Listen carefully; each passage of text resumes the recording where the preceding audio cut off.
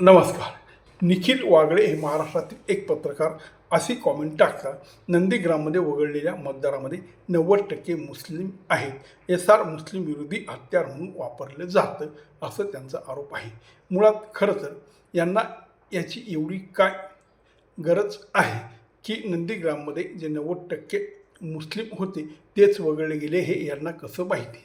आणि जर वगळले गेले असतील तर त्यांच्याकडे कागदपत्र नसतील. कारण मुळात एस-आर-आय करताना मुस्लिम, हिंदू, शीख, ईसाई हा प्रकार नाही.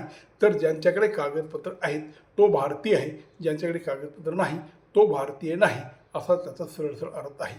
तर जेव्हा बांगलादेशमधून घुसखोरी करून तुम्ही नंदीग्राम आणि बंगालमध्ये राहत असाल आणि तुमच्याकडे कागदपत्र नसतील तर एस-आय वाले तुम्हाला मतदानाचा अधिकार कसा देतील? ही साधी सरळ गोष्ट आहे.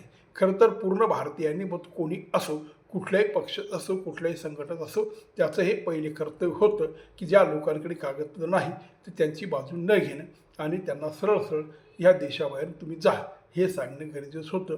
पण मतदानासाठी हे लोक खरं तर वागळे कुठेही उभा राहत नाही ना, ग्रामपंचायतीमध्ये हा माणूस निवडून येणार, मग याला एवढी पंचायत का?